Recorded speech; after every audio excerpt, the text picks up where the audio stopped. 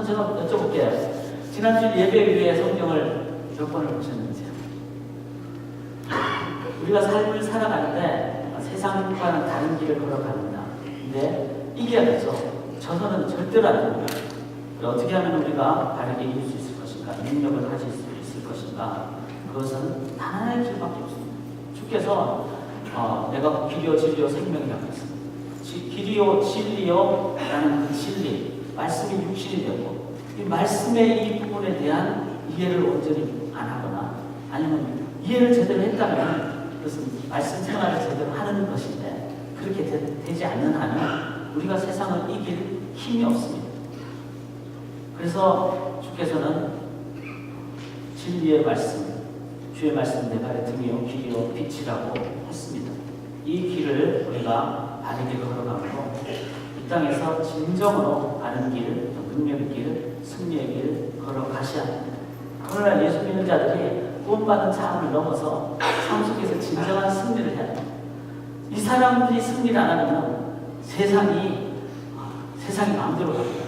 그래서 이거는 나의 개인적인 구원을 넘어서 이 땅에 온전한 인도함을 받게 하는 중차대한 사명, 의무, 우리의 거룩한 부담이 있다는 것을 기억을 하셔야 됩니다. 그 모든 길은 바로 주의 말씀으로 힘을 얻는 것이 가장 출발이고 기초고 이 부분으로 나아갈 때만이 바르게 나아갈 수 있습니다. 그러나 제가 성경을 이렇게 여러분에게 몇 권을 보여드렸듯이 지금은 성경이 없어서 못 읽는 시대는 아니죠. 성경은 많이 있습니다. 그러나 바르게 읽는 것 부분이 실은 우리가 가져야 될 아주 중요한 모습이죠. 이 시대에 성경은 많이 있습니다. 그러나 성경을 바르게 읽는 것, 이 부분을 오늘 함께 좀 나눌 수 있기를 원합니다. 오늘은 자막이 없어요. 오히려 잘 될 것 같습니다. 오히려 여러분들이 더 좀 집중해서 함께 말씀으로 나가셨으면 좋겠습니다. 종교개혁은 여러 가지 어떤 솔라 피데, 솔리데오 글로리아, 하나님의 영광을 위해서 하는 믿음으로 이렇게 표현하지만 실은 그 모든 것의 출발은 솔라 스크립투라, 오직 말씀으로 이거 하나로 종교개혁이 일어났습니다. 그리고 이 시대에도 계속해서 개혁이 일어나야 되는데 그 단 하나 솔라 스크립투라, 즉 오직 하나님의 말씀으로 일어나게 되는 것입니다. 그러나 종교개혁까지는 라틴어로만 성경을 기록했기 때문에 사제들만 성경을 읽을 수 있었어요. 그러니까 저는 성경을 몰랐죠. 모르니까 성경으로 살 수가 없었기 때문에 문제가 많은 거예요. 오늘날은 성경은 다 있어요. 영어뿐만 아니라 한글로도 몇 종류나 있어요. 막 굴러다니는 게 성경이에요. 인터넷만 쳐도 얼마든지 볼 수 있는 것이 성경이에요. 그러나 동일하게 종교개혁 시대처럼 성경을 안 읽거나 잘못 읽는 이 상황으로 되어 있습니다. 생각을 해보세요. 내가 왜 안 변할까? 단 하나, 성경을 안 읽기 때문에 그랬어요. 내가 왜 제대로 안 변할까? 성경을 제대로 안 읽기 때문에 그랬어요. 내가 왜 연락하고 힘들까? 성경을 안 읽기 때문에 그랬어요. 만난데 만날 안 보니까 힘이 없는 거죠. 단 하나 이 길이 이게. 성경을 어떻게 하면 읽을까? 어떻게 하면 바르게 읽을 것인가? 근대 이후에는 이 부분이 아주 중요합니다. 자, 로마 캐톨릭이라고 했죠, 우리가. 캐톨릭은 가장 중요한 영적 권위를 두 가지입니다. 하나는 성경 플러스 전통 혹은 교회의 결정.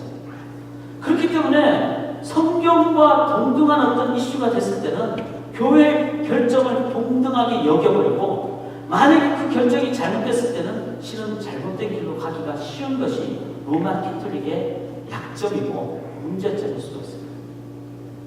그래서 실은 혼돈도 많고 그 중에 극단적인 경우도 있죠. 슐라이어 마흐라는 사람이 있습니다. 이 사람은 근대 이후에 성경을 읽으면서 신앙생활을 하면서 종교적인 경험을 하는 이 부분이 성경의 중요한 부분이다 라고 얘기합니다. 그러다 보니까 성경 읽다가 예를 들어서 기적을 봤다든지 아니면 성경 중에 읽다가 우리가 방언을 체험했다든지 이런 부분을 더 강조를 하는, 그러다 보니까 주관주의적인 성경 해석을 하기가 쉽죠. 그렇게 됐을 때는 교회 안에서 여러 분파가 나오게 되는 그런 모습을 갖게 됩니다. 칼 바르트라는 사람은 대단히 중요한 신학자입니다. 그런데 이분이 한 말 중에 이런 부분이 조금은 문제가 있습니다. 성경 안에서 구속적 메시지만 성경이다. 그 구속적 메시지를 묘사하는 그런 역사적인 사실을 묘사하는 부분은 성경의 해석적인 부분이지 그것 자체는 말씀은 아닐 가능성이 있다. 말씀이 아니다라고 해석적인 부분 플러스 구속사적인 메시지 같이 된 것이 우리가 보는 성경이다라고 얘기를 함으로써 성경 자체의 전체적인 권위에 대한 문제점을 좀 약화시키는 자세를 약화시키는 그런 경향을 가지게 됩니다. 맥킨토시라는 사람은 하나님에 대한 우리의 감정이 실은 중요하고 진실적인 것이다. 그래서 말씀 읽을 때 뜨거운, 그러면 뜨거운 부분, 우리가 소위 말해서 레마라고 하죠. 말씀 읽을 때 이것이 뜨겁게 되는 그 부분만을 실은 말씀으로 받아들이거나 강조하기가 쉽게 된다는 것입니다. 리출이라는 사람은 성경은 신앙의 대상을 말하는 것이 아니라 신앙의 표현, 즉 삶의 양식, 윤리적인 행동들, 이게 비슷한 말 같고 좋은 말 같지만 성경은 하나님에 관해서 말하는 것이 아니라 신앙의 대상을 말하는 것이 아니라 신앙의 표현, 양식, 윤리적인 행동 등을 말한다. 그런데 그러다 보면은 성경이 예수님입니다. 성경이 하나님 앞이신데 성경이 실은 전부가 하나님이신데 성경의 하나님을 만남으로 내가 어떻게 살 것인가 나오는 것이 또 그 표현하는 부분이 있지만 그 근원은 성경은 하나님의 관한 책, 하나님을 볼 수 있는 책이라는 부분이 약화된다는 겁니다.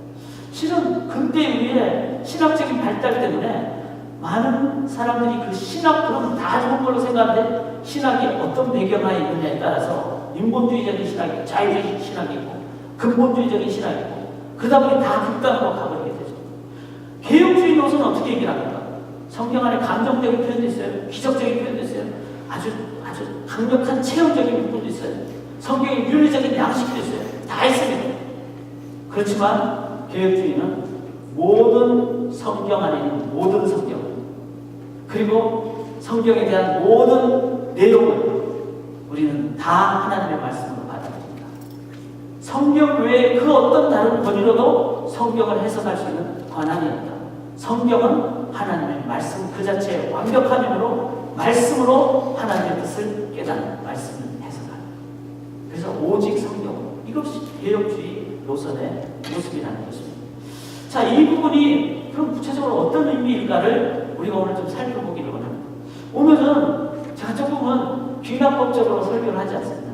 이렇게 이런 예를 드는 것이 아니라 우리 성도님들에게 그냥 면역적으로 이 말은 성경은 이런 겁니다 라고 성경 자체를 가지고 그냥 선포를 하도록 하겠습니다.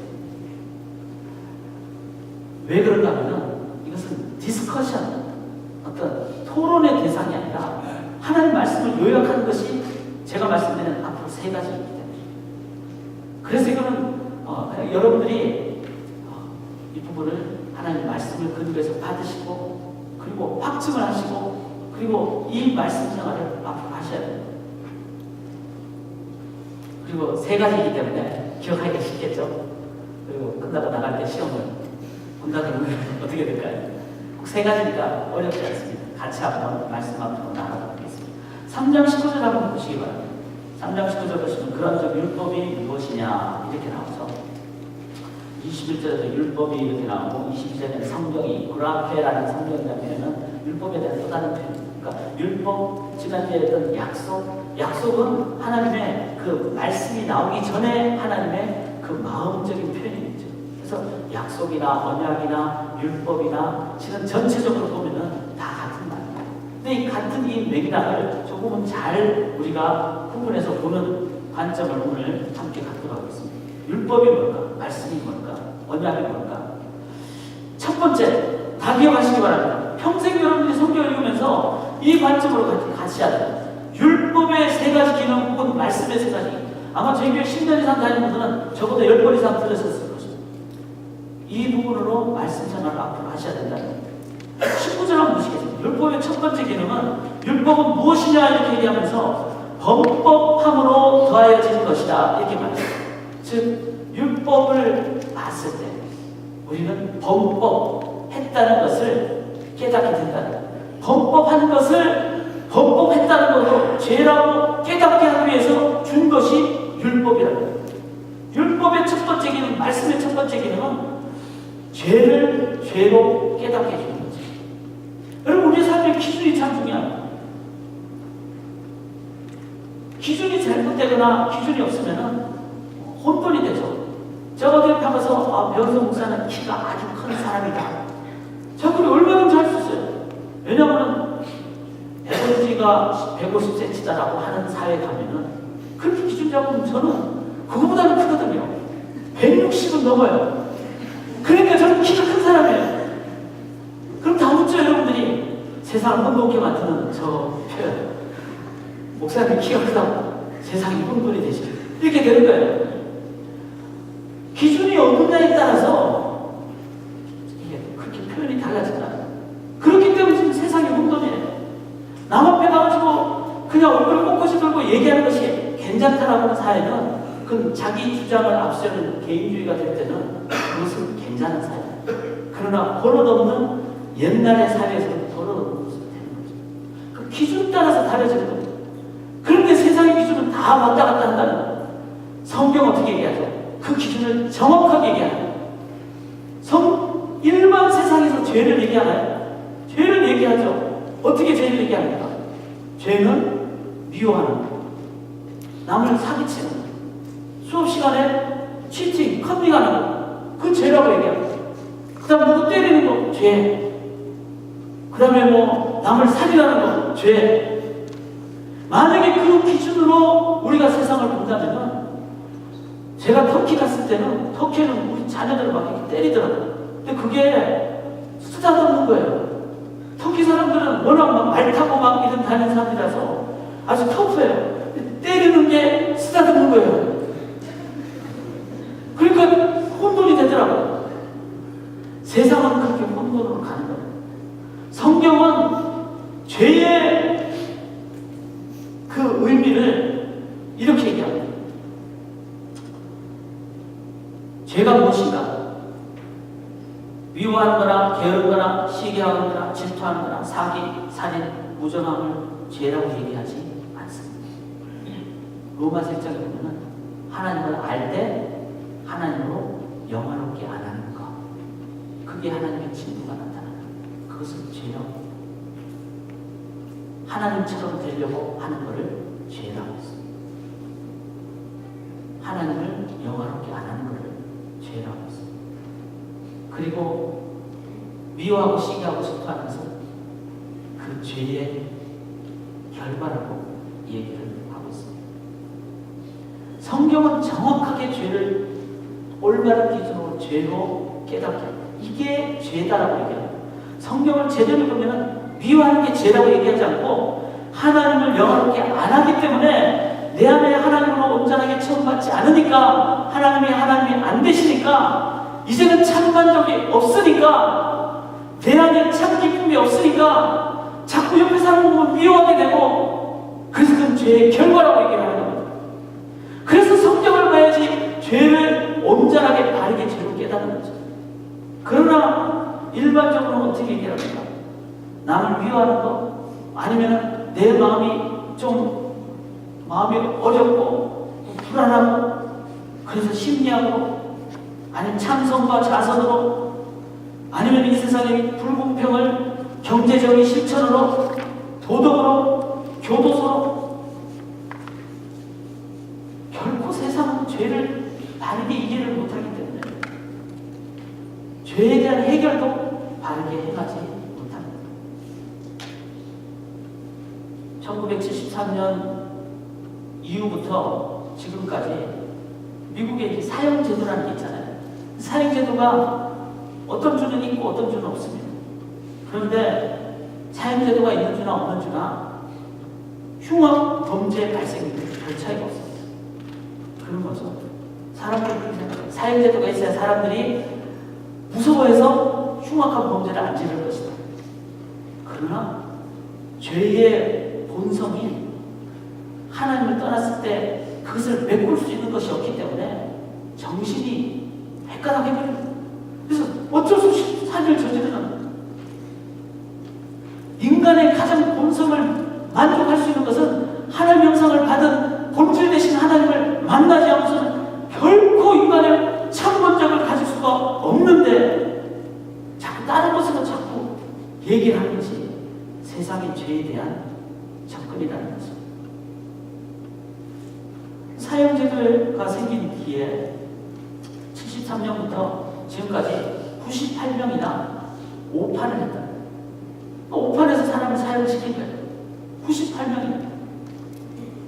그래서 성경은 예를 들어서 뭐 남을 훔치는 거, 아니면은 남에게 사기치는 거, 이거 죄의 결과라고 얘기하죠. 근데 동성애를 왜 그렇게 더 심하게 우리가 다뤄야 될까? 낙태 왜 심하게 다뤄야죠? 생명에 관한 문제입니다. 결혼을 단순히 성적인 쾌락의 관점으로 보지 않습니다.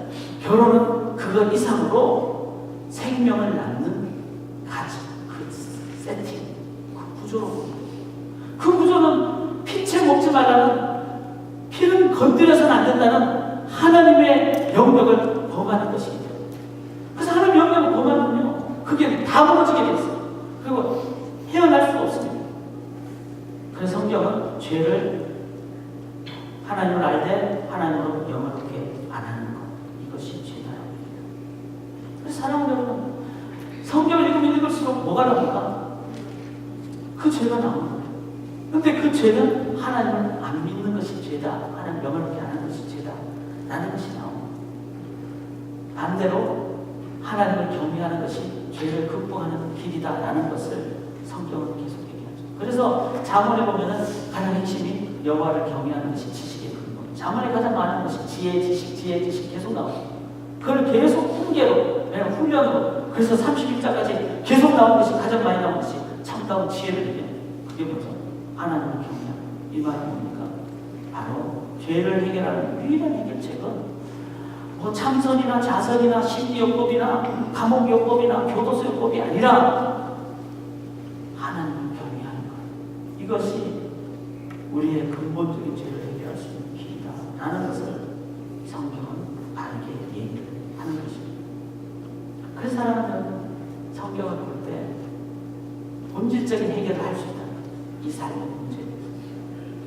성경을 안 보고서는요, 자꾸 비본질적으로 죄를 해결하려고 내가 노력하고 마음을 가다듬고, 그럼 더 자기 자신한테 막 상처를, 나 화 안 내야 되는데 계속 화내게 되는 나를 보면서, 저 사람은 믿을 만한데 저 사람은 그냥, 그래서 저는 목회하면서 절대로 사람 안 믿습니다. 왜? 성경을 보니까 모든 사람이 죄인이라고 얘기해요. 너무 사람을 의지하는 거, 그 결코 좋은 것이 아닙니다. 하나님을 경외하는 것, 그것이 바른 것입니다. 성경을 읽음으로 죄에 대한 본질적인 해결책을 나가게 됩니다. 자, 두 번째 성경 내지는 율법의 기능이 있습니다. 그게 뭐죠? 19절 다시 보시면은, 그런즉 율법은 무엇이냐? 범법함으로 더해진 것이라 천사들을 통하여 한 중보자의 손으로 베푸신 것인데 약속하신 자손이 오시기까지 있을 것이다. 자, 약속하신 자손은 그냥 단수로 the seed, 즉 메시아 예수 그리스도를 얘기하죠. 예수가 오시기까지 율법이 있었다는 거예요. 즉 율법이 끝에 가니까 이제는 예수가 보인다는 거예요. 이게 바로 율법 말씀의 두 번째 기능이에요. 첫 번째 기능은 뭐죠? 제대로 죄를 깨닫게 하는 거예요. 두 번째는 예수 그리스도께로 우리를 인도하는 거예요. 이게 율법의 두 번째 기능입니다. 구약 전체가 그렇죠. 창세기 3장 15절부터 여인의 후손 예수를 가르치죠. 구약에 제일 많이 나오는 게 뭡니까? 제사 드릴 때마다 어린 양, 그 다 예수 그리스도를 얘기합니다. 유월절 예수 그리스도, 만나 예수 그리스도를 얘기하죠. 상권자라고 하죠. 제사를 아침 저녁으로 드리는 그때마다 예수 그리스도 상권자. 바벨론 포로로 70년 끌려갔어요. 70년 동안에 이스라엘 백성들은 70번의 안식년을 가지는 거예요.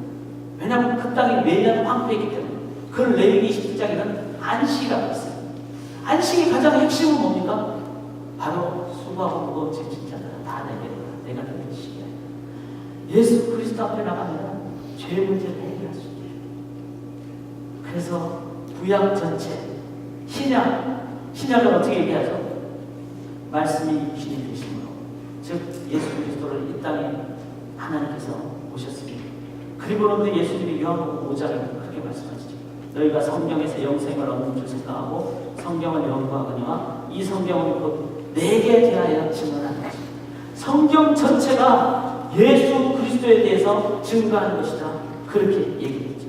그래서 요한복음 14장 6절에 내가 곧 길이요 진리요 생명이다. 내가 진리다라고 예수님이 말씀하셨습니다. 자, 첫 번째 성경은 죄를 제로 깨닫게 하는 거예요. 그러니까 죄 문제에 대한 부분을 우리가 분명히 성경을 보면 바르게 해요. 그런데 죄인된 인간이 거룩한 하나님께 나아갈 수가 없는 거예요.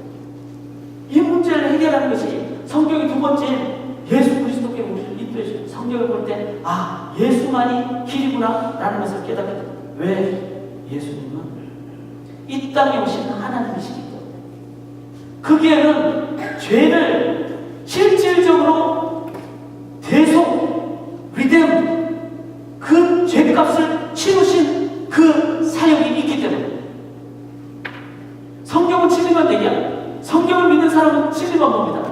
그 진리 중에 진리가 뭔지 아세요? 세상에 공짜는 없다는 거예요. 이거 진리. 부모님의 유산을 받아서 여러분 그걸로 자식 망칩니다. 공짜라고 생각하면 망치는 거예요. 여러분 공짜 절대로 좋아하지 마십시오. 세상에 어떤 것도 공짜는 하나도 없습니다. 그저 준 것도 누군가의 노력에 의해서 된 거예요. 자연 모든 만물이 공짜입니까? 하나님이 그걸 운영하시기 때문에 받은 거라고. 구원, 은혜 절대로 공짜가 아니죠. 예수님의 값이에요. 그것을 우리에게 주셨기 때문에 우리가 은혜라고 그러는 것이지 그게 공짜가 아니라 예수님이 피값 주고 사신 것이다. 그래서 예수님이 필요합니다. 그래서 성경 전체는 그렇게 공짜가 아닌 제대로 값을 치르고 그래서 우리의 구원은 값을 치렀기 때문에 이것은 유효한 것이고 진짜고 생명이고 이것은 값을 치렀기 때문에 정당한 것이고 그래서 그 누구도 나를 괴롭게 말라 내 몸에 예수의 흔적을 가진다. 그걸 공짜로 생각한 사람이 예수의 구원을 값싸게 여기는 거죠. 예수님의 피값이라고 생각한 사람은 하나님 값이라고 생각한 사람은 감사하죠. 죄를 제로 깨달은 1번 기능을 율법의 첫 번째 기능을 제대로 깨달은 사람은요 겸손하죠. 왜냐하면 죄인이 그걸 깨닫기 때문에 그 죄를 예수님이 완전히 대속했다는 걸 깨달을 때 겸손한 사람이 감사하게 되죠. 그래서 신앙인은 겸손한 감사함이 넘치는 그게 그 속에 신앙 인격이 들어가는 거예요. 그런데 세상은 그 어떤 종교에 이 죄값을 제대로 치러진 것이 있나요? 죄를 제대로 디파인한, 제대로 정의한 것이 있나요? 죄에 대해서 정확하게 얘기하지 않을 뿐만 아니라 왜곡되잖아요. 너 거짓말하는 거 죄다. 너 미워하는 거 죄다. 그러나 그 본질을 얘기를 못하는 거죠. 그러니까 올바른 해결책도 못 주는 겁니다. 그래서 죄에 대한 해결책을 자살폭탄을 메고 가면은 그 순간 천국에 가서 30몇 명의 열들이 너를 바뀔 것이다 라는 인간의 노력. 그래서 이렇게 순례객들 이렇게 방문하는 사람들 잘 대접하면은 그러면은 너는 복을 많이 받고 구원받을 수 있다. 인간의 노력으로 구원을 얘기하는 것이 있을 겁니다. 운명 탓으로 돌려서 다음 세상의 운명을 기대하게 만드는 너무나 나쁜 지배 이데올로기가 힌두교입니다. 멋진 고매한 포기의 모습으로 우리를 그렇게 마음 한 구석을 그렇게 포기의 멋진 모습으로 나가는 게 소승불교의 모습이고 인본주의화 되기 전에 대승불교의 모습.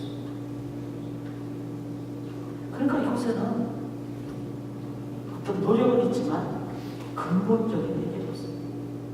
죄값을 제대로 치러. 여러분 공짜가 없는데 죄값을 제대로 치러야 되는데 우리가 어떻게 치릅니까? 그 모든 엄청나지 하나님의 인간이 되시니 그 그 값을 치르신 것으로 말해요. 그래서 성경은 죄값을 대신 치르신, 제대로 치르신 예수 그리스도. 그리고 예수 그리스도를 향한 뭐라고 할까요? 영접하는 자고 그리고 믿는 자. 바로 주님만을 의지할 때, 나의 구세주로 내가 의지할 때. 그리고 미국 오실 때 비행기 타고 오셨잖아요. 비행기를 의지했기에 미국 왔듯이 예수 그리스도를 의지했을 때 구원을 받는 겁니다. 첫 번째 기능은 뭐죠? 죄를 제대로 깨닫게 하다. 제대로 깨닫게 하다. 성경을 읽으시면은 그러면 거울을 찾아보시는 분 얼굴이 깨끗하듯이 내 영혼이 깨끗해져. 두 번째 성경을 읽으시면은 그 속에 예수 그리스도가 계속 나타나기 때문에 이제는 내가 신앙 고백자가 예수님이 계속 나갑니다. 세 번째가 있습니다. 자, 1번이 죄를 깨닫게 하는 기능이고 2번이 우리를 예수 그리스도께 인도함으로 구원받는 기능입니다. 그런데 우리 한국교회 실상은 죄에 대한 얘기를 많이 하죠. 그래서 불신, 지옥 이런 얘기 많이 하잖아요. 그 다음에 구원에 대한 얘기 많이 하죠. 예수, 찬양 이렇게 많이 하죠. 1번, 2번에 머물러 있기 때문에 기독교가 개인주의하거나 이기주의하거나 천국만 갈 수 있다는 미래주의하거나 현실감이 없는, 아니면 내가 못 받는다는 구원받는 기복주의가. 그래서 기독교가 너무 천박한 분위기에 있었습니다. 1번, 2번의 기능만 우리가 초점을 맞췄기 때문에 그게 너무 귀하죠. 당연히 귀하죠. 그래서 3번의 기능이 있습니다. 그게 뭐죠? 매일 만나야 돼. 말씀이 육신이 되실 때 예수님이 나를 먹어야 너희들이 산다고 했어요. 그 주야로 말씀을 묵상하고 그리스도의 장성한 분량이 이르기까지 하라. 구원의 그 성화와 영화까지 약속하신 그 성장, 성숙도, 이 부분에 대해서는 말씀을 만나러 보는 그 부분이 너무나 약했다. 아기가 태어나서 1년은 기적이 할 수 있죠. 10년째 돼도 기적이 난다. 똥 싸고 좀 싸고. 그러면 너무나 비참한 현실 아닙니까? 제가 한국에 있을 때 남대문 주위에 교회가 많으더라. 그게 아주 오래된, 그리고 북한에서 오신 분들이 또 교회를 세우고 남대문 주위에 교회들이 많았어요. 새벽에 막 얼마나 기도를 많이 했습니까?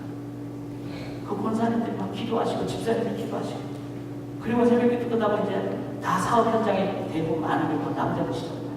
그 사업자들한테 거기서 하루 종일 욕설이 나고 싸우고 하는 건 무슨 권사님, 무슨 집사님들이세요? 이게 바로 우리의 실질적인 현실의 모습입니다. 1번, 2번으로 끝났기 때문에.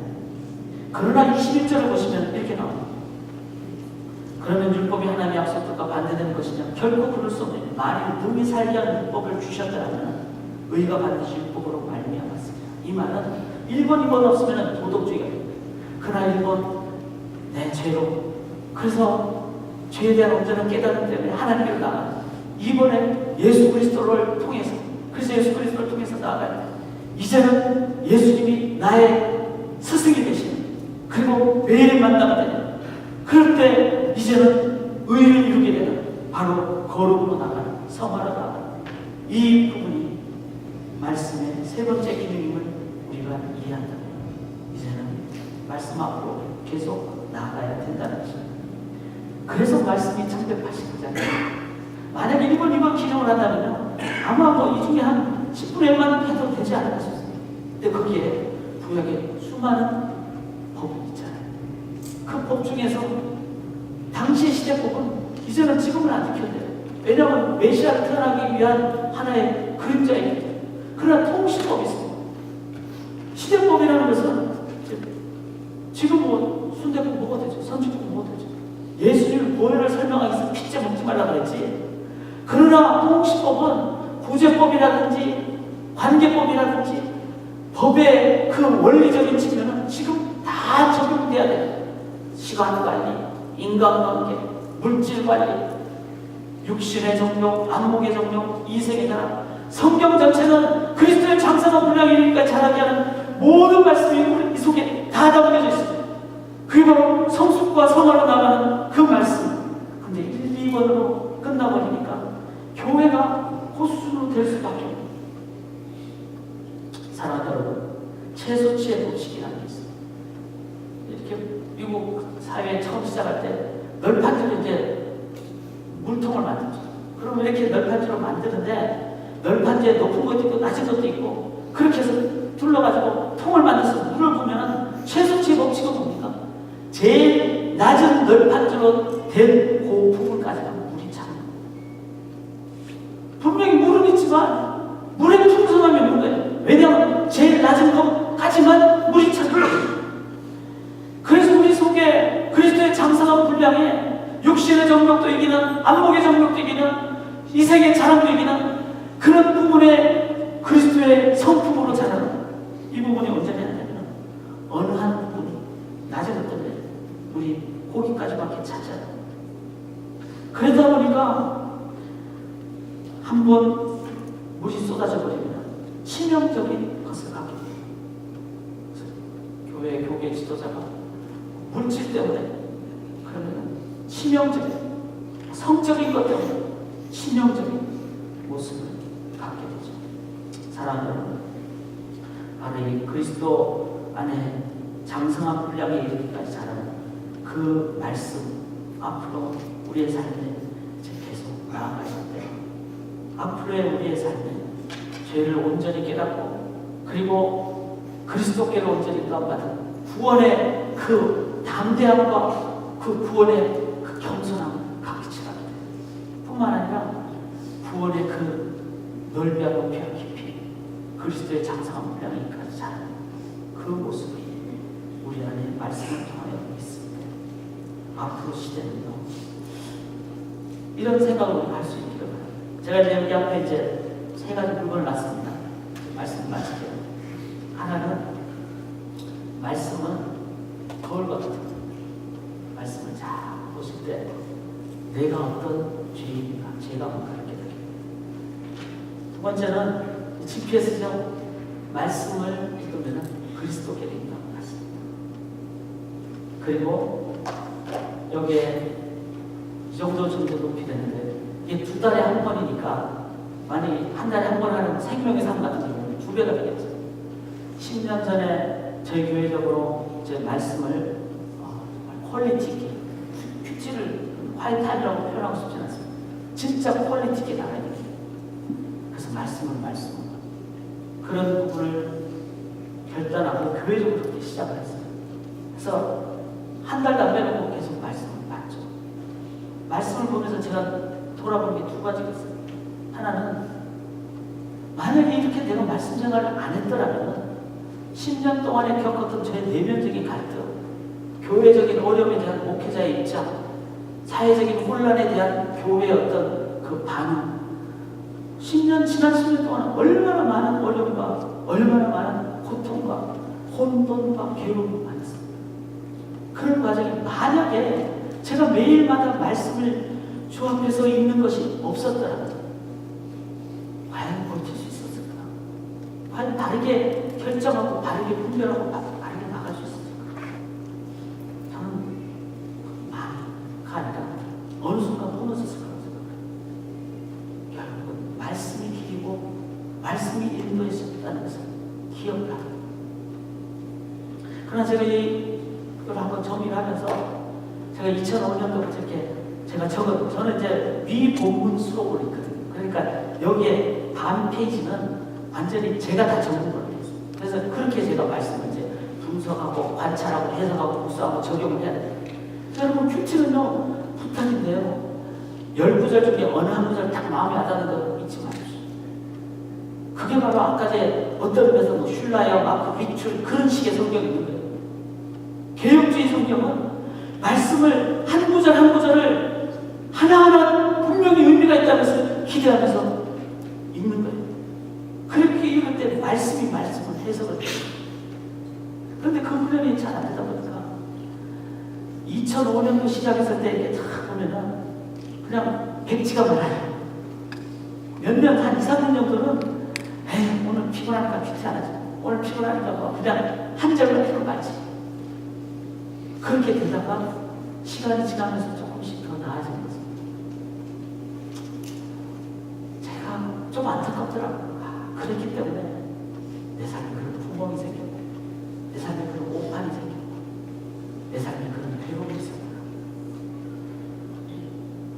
말씀을 앞으로 10년 하고 생각합니다.